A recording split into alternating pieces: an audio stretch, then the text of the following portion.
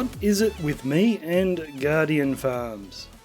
G'day folks, it's Cortezerino, and as you will have seen by that time-lapse in the beginning, and probably by the title of the video, we are doing big things this episode, and that's all because I am jealous of myself.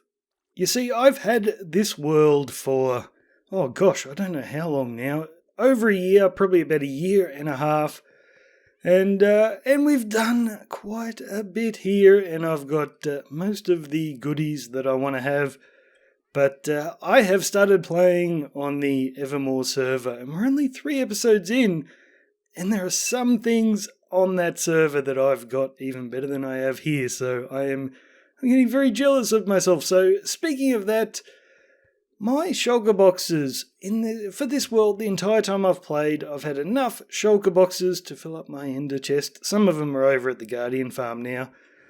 But other than that, I only ever had 4 spares. Well, 5 if you count the one in the item frame.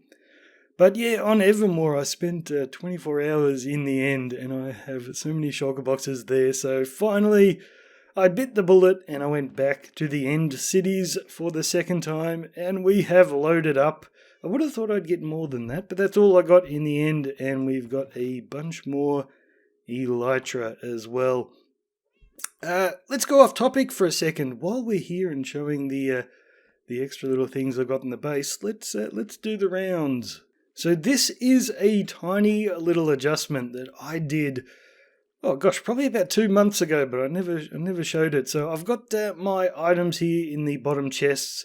All of these, when these chests fill up, will go down to the bulk storage below. But just so I don't have to feed items into my item sorter to get to the bulk storage, I've got a second chest hidden behind these. Anything I put in here will go straight down, but what I did is I went through all those chests and I broke them and I named them. So you can see this is named Sealands. And that's just because it's very hard to see that chest, and I want to make sure I've got the right one when I open it and I don't feed things into the wrong chest. So that is one addition I've done. Oh, and another one I've done. I was running out of these guys, the sugar canes. See, the only sugarcane farm I have in this game is at my old oil rig, and that was a 0-tick farm just for my little trading hall there. And I'm pretty sure they don't work anymore. I haven't even checked it, but pretty sure they broke in 1.15 or 1.16, and we've updated now. So I've gone and put a tiny one in here, and it is very small, and it is a little bit wasteful, and I've rigged it up so it only fires every now and then, just because we don't need to be adding to the lag of this place, obviously. But yeah, the cool thing about this, because I really don't need much sugarcane, boom, there it goes. And there they go. These feed straight into my item sorter here. So they will go straight into that chest I opened before, and I don't need to transport anything. So I thought that was pretty cool. And the other thing I did, the final thing, I think, is down here at the bulk storage. The old vault door. I have finally fixed that. So it was a chorus fruit door, but because of all the tunnels I've dug underneath now, when I eat a chorus fruit, I no longer get transported into the vault. I end up down there somewhere. So my original plan for redoing this was to have something cool, like you press a button and you drop through the floor and go through a tiny 1-block hole and pop up the other side. But yeah, that tunnel down below is only about 3 blocks below us, so we couldn't do that. So this is what I came up with. And it's not as secure as before, so that entire room is encased in obsidian. But yeah, if a creeper goes off right here, he will blow a little hole, probably in the redstone just behind those iron blocks. But in the spirit of the obsidian, I'm using the ancient debris in my door, because we can move that. So the way it works now is we push the button and it opens up like that. So if I forget to close the door behind me, a creeper still can't get through, and all I have to do is fly through the little hole to the other side, and it works from this side as well. And I think someone might be playing on my world, because they asked me when I eventually fix this door to show them how I did it. And I thought, yeah, why not? I've got it on a creative world somewhere. And I'm pretty sure it's on this world right here. You can see where I was playing around with how to get the lava flow to work properly for that Guardian farm, so we didn't have to build those huge pillars. We could just drop the lava and drop the water and get the cobblestone working. I haven't figured it out perfectly. You might have noticed in the time-lapse there was a little bit of spillage of lava, but oh, there it is. There it is. We found it. So this is the redstone for the door right here. It's fairly big. Oh, and we're missing some end rods. Here we go. I will just... I'm not going to get the other end rod in. Doesn't matter. They're not part of the design. So basically, you push that button, it powers that block, and right behind that block is a dropper. So these observers will notice when that's powered or not, and they will fire these pistons at the end. We've got observers on the end of those pistons, and they just trigger the redstone. And sticky pistons right there, and because the observer's powering the pistons, they will leave the block behind. So that is how the design works. I think it's pretty cool. But yeah, if anyone is using my world and wants to build the same door, that is how I did it. And you probably would have noticed all these ships we've got in the background. We will be putting a ship into my world eventually. I'm just still playing around with designs. See, this ship over here is from a time-lapse I did a long time ago. So I absolutely love this ship. And then when I did I think it was the Fantasy Island time-lapse, here's part of it. I did a version of this ship. I think it was this one right here. I built this. So it's basically the same hull as that one, but with different sails. But I wasn't happy with the sails on this. Just they looked really cool from the side, but when you look at them from the front, it is way too flat. So I didn't like that. So I've been working on this one over here. Been working on changing the hull a bit too. So it's the same sails, but I've turned them a little bit. So from the front, it looks a lot better. So something like this we will be building in my world eventually, but I'm trying to make it look way more Japanese. And I wanted to go with dark blocks. So now that 1.16's here, I'm just experimenting with the basalt and the blackstone. But yeah, a long way to go on that yet, so don't be expecting that anytime soon. I think that is enough detouring for the start of the video. Let's get back to the point of what we're doing today. I am jealous of this trading hall. So we are currently on the Evermore server right here. This is my base. This is about all I've built except for the super... Let's go have a look. So you saw it in that creative world. But there it is, the golden hall of Rohan with nothing on the inside just yet. But that looks so cool up the top there. I absolutely love that. Yeah, but this trading hall here is so much better than anything I have in my single player world. It's more than double the size of my trading hall. So we are upgrading the single player world because this is far too good. But because it's my single player world, we have to go even further than this. And it's a little bit hard for me to remember which portal's which because I never use these. I think that is World Spawn. I absolutely never use that one. We will eventually build something proper at World Spawn and then we'll have use for that portal. I think this one goes to the oil rig. I've got to do that passage eventually too. That goes out to the witch farm.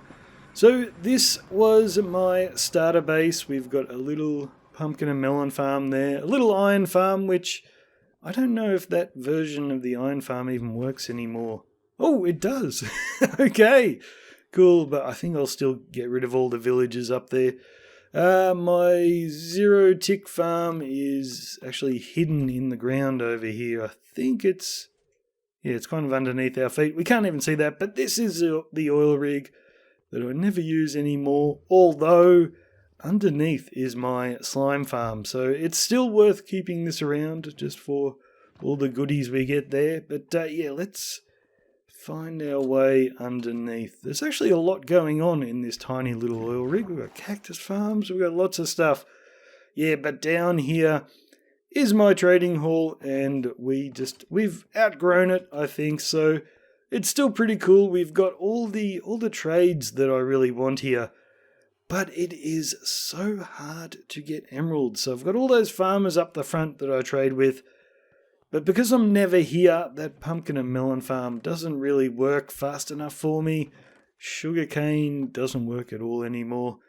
So yeah, when I come here, it's dodgy. Like I'll trade a little bit with these guys, and then they'll lock up, and then I'll buy a few books, and then I can't even get the XP I want to combine all the books. So I think we will eventually I won't destroy it, I'll keep it here, but I'll probably get rid of all the villages because we're making a new one. Although there is one other tiny little trading hall in this place.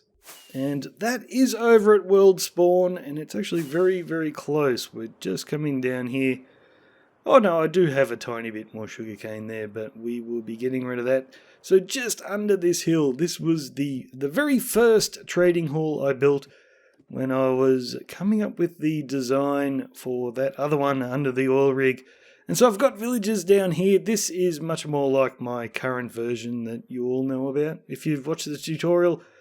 But for this one, I was just getting the trades that I didn't have at the other trading hall. So a lot of trident stuff and things like that. But yeah, once again, like, it's perfectly functional, but it's just too small. And once again, there are no farms here, so trading for emeralds and also getting XP is very hard. See, that's the main thing I wanted. Let's quickly go back to the Evermore server. We are just pinging around the worlds at the moment, guys. It's a little bit crazy, but yeah, just underneath my trading hall at the Evermore server, we have a really nice XP grinder. So if I ever, like, all my trading guys lock up and I can't get the XP from trading, I can just come down here, and it's very, very dark. You can't see much at all, but we've got a skeleton spawner right there and 2 cave spider spawners. So I can just sit here and load up on XP and yeah, get all the XP I want to combine my books and make lots of cool armor. So for my trading hall on the single player world, I wanted a good source of XP right there. Ooh, goody. I have built about, probably 14 beacons in this world now. And we are completely out of skulls. So this is good. I haven't seen many guys here for a while. There's one up there. Let's hope we get a skull. Nope, absolutely no luck today, but yes, let's continue on. So I had a few options about where I wanted to build the trading hall. I couldn't have been bothered trying to find... I mean, I actually found some spawners very close to my base that if anyone's got the world download, they will have seen that I've discovered them, but I haven't done anything with them yet.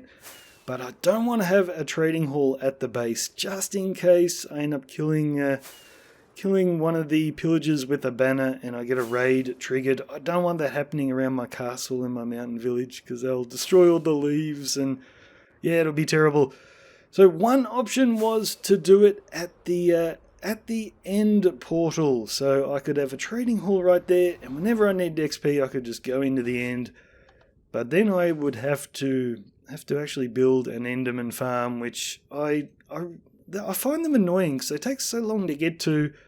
And yeah, it's fast to get back, but yeah, too much travelling. So my second option was to do it here at the Jewel Blaze farm. This is my number one spot for getting XP. It's cool. I can just come here, sit my character down, and after 10 minutes I can come back to the computer and get all the XP I want. And we already have a portal right here. So I was thinking just through the Stargate. Oh no. I'm not wearing gold. Come on. I'd rather fight him than one with the sword. But yeah, one option was through here. So through the Stargate portal, we already have a little build. So this is where I have my ice farm. So it's one of those ones where you can start up the flying machine and go AFK. And at sunup and sunset, I think, I can't really remember, it's been a while since I used it, the flying machine will go across and push all this ice down and we can harvest it. But yeah, I thought out here we could just do a nice big trading hall. Hopefully the polar bears wouldn't attack us. And yeah, anytime I need XP, I could just go through there to the Blaze Farm. So this was definitely a very good option. I was seriously considering this. Oh, I can hear them dropping. Oh no, it's those guys. The Wither Roses will get you. Bye-bye. Good night. Oh, that was a pity. And I wonder how many nights it has been since I slept. Are we going to get phantoms coming down on my head? Gee, I hope not. But this is where we are building the trading hall, guys. We are over. Oh, yes, we are. Okay, let's get underground. So down here, look, this is a mushroom island, so that is why I wasn't afraid of beasties. And this is where we've got my massive netherwort farm. But let's quickly go to bed and get rid of those phantoms.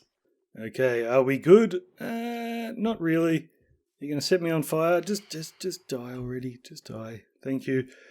Yeah, so this is a project I was working on a long time ago, and it was so much work that I never really, once I put it down, I never really got back to it. And mainly because I think I did a pretty good job. And so originally I think I was just going to do fantasy type stuff on this island. But the beaches and everything were looking so cool. I couldn't decide what I wanted to do. I kind of want to make a modern day resort island with a bunch of palm trees now. I'm not really sure. But yeah, I figured we had to get back here eventually. And the cool thing about this place, it's got, I think there's 3, but there's at least 2 guardian farms. So, guardian farms. Ocean monuments, very, very close. You see how close it is? There's one right there. So I thought, yes, let's, I had this idea for a guardian farm for a long, long time. It's basically my 1-hour guardian farm, but we bring all the guys up to the top here so we can kill them manually.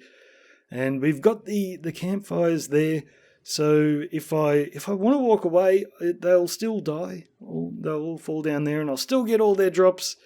But if I choose to, I can come in here with the sword and give them a whack as well and get the XP. So it's not nearly as powerful as the 1-hour Guardian farm, just because these guys are loaded for so long. It takes them a long time to come up the chutes.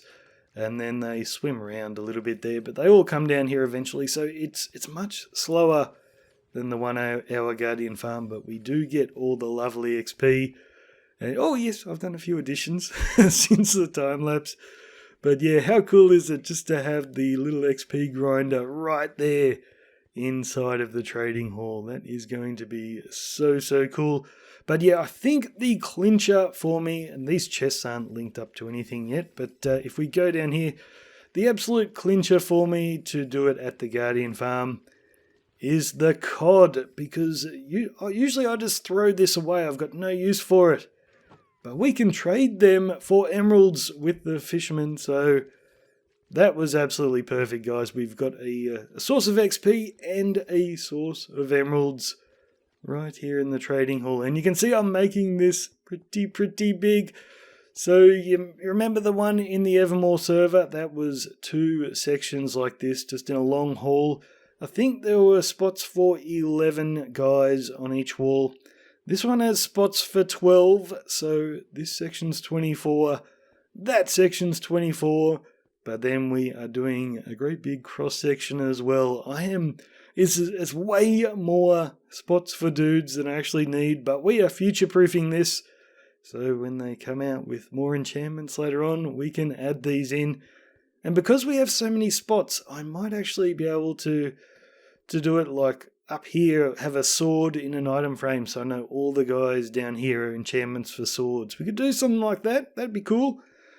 So I'm thinking what I'm going to do is next to the Guardian farm here, I'll have all fishermen along this entire line. So 12 of them. Make sure they all trade campfires as well, so we can buy them off them. And then on this side, I'll probably do all farmers, and I'll just rig up a pumpkin farm. Not a pumpkin and melon farms. I'm so sick of crafting the melon slices. But yeah, just pumpkins, and we will send them all into these chests here. and the fishies will go into those chests. It's going to be so good, guys. But yeah, we've done a little bit of work here. I have to keep getting this built because we are also going to be testing my new zombifiers. What do you call them? Villager zombify matrixy thing. I don't know what they're called. But we are going to be converting these guys into zombies and then bringing them back. And we are going to be doing it in a very low-tech way.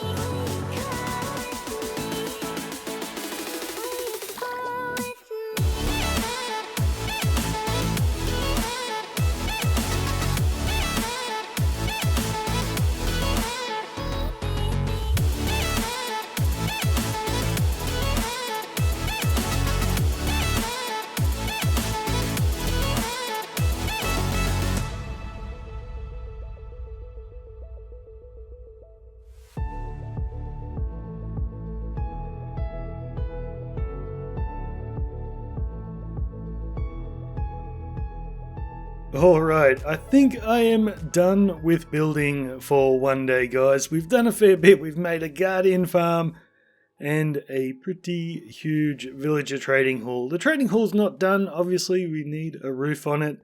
I'm pretty sure I'm going to put a top floor on this. I need somewhere to put a portal. So hopefully I can find a village close by. Put a portal there, a portal here, and just take them a short distance through the nether, and that's how I'll get my villagers in here.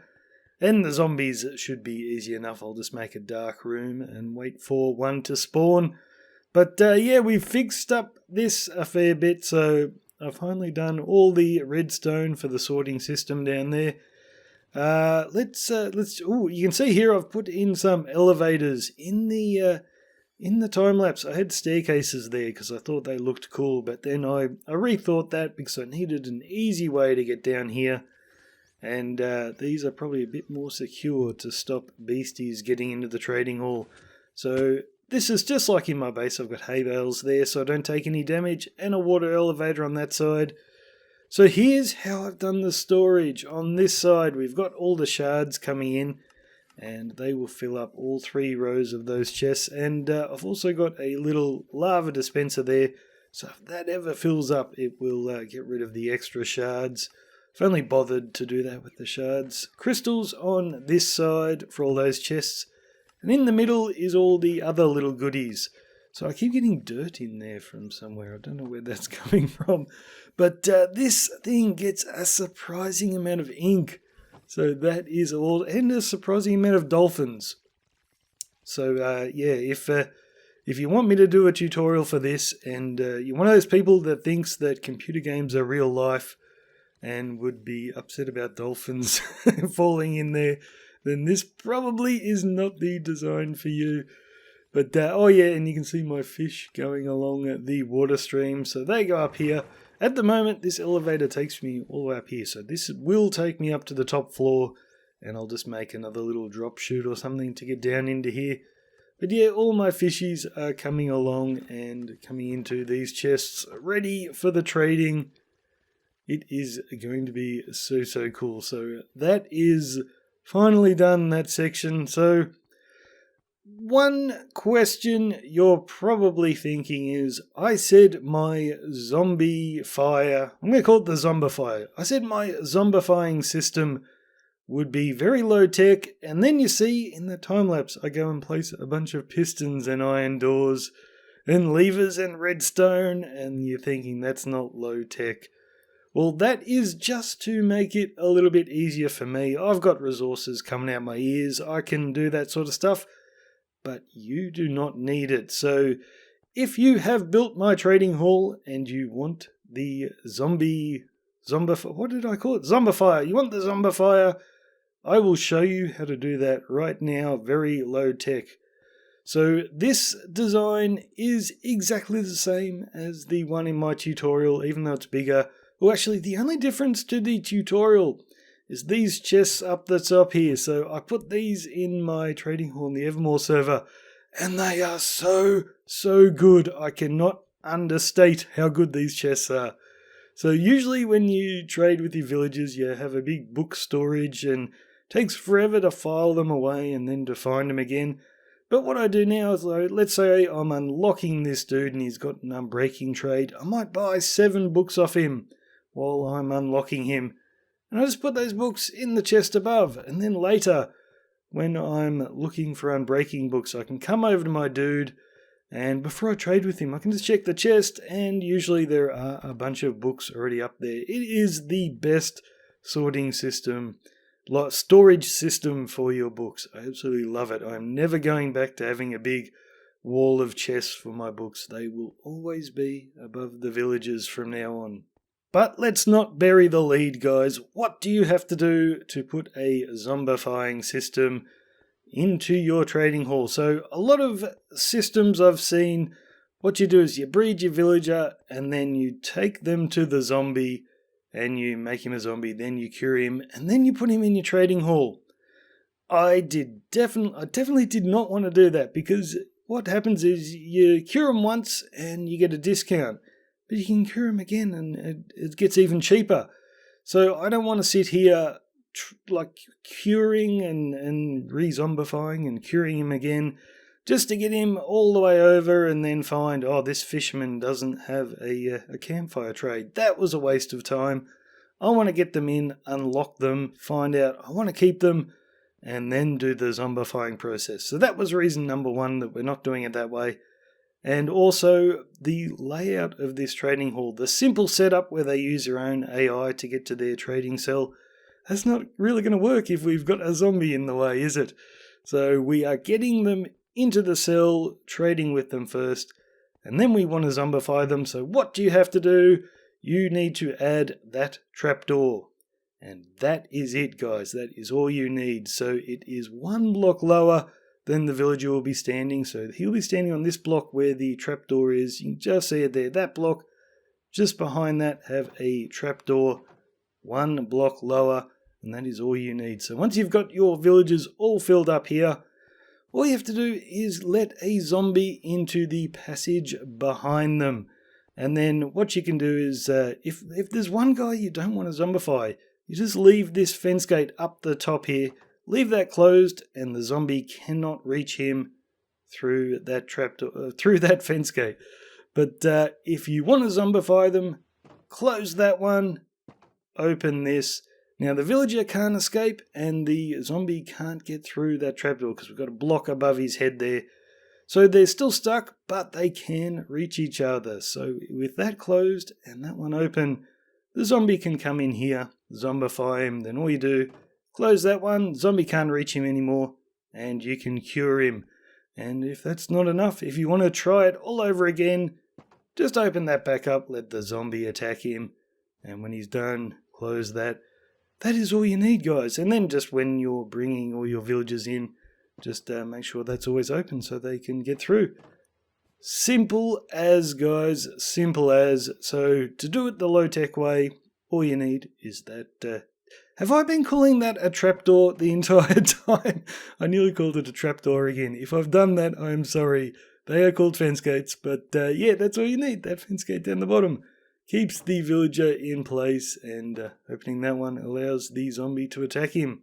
So what have I done up the back, though, to make it a little bit easier for myself? There's no real good way of getting to it at the moment, and yeah, perhaps I might just leave it that way. We're up in the air. All I need to do is open a window and fly out, and I can fly down to these areas. So what I'm going to do is have one zombie roaming around here. I'll probably need one in each quadrant of this place. So I'll probably need 4 of them. And I'll just have him up the back here. So let's say I want to cure that villager there. Then all I do is open all these fence gates. And I say, hey zombie, come over here, follow me. And he'll follow me. And when he gets to here, I just lock him in. So he's stuck there. Then I flip that. And the door opens and he has access to that villager. And he only has access to that villager because that lever, it powers these 2 pistons on each side. so he can't go wandering off down the hall. That's the one bad thing about doing it super low tech and just letting a zombie in here. You kind of need to AFK and give him lots of time to find his way around.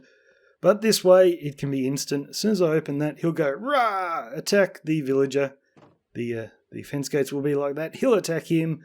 And as soon as he's done attacking him and he transforms, he's just going to turn around, see me come walking out, and I can close it. And I can easily get him to any villager I want him to go to. And this probably isn't worth mentioning, but I do think it is super cool.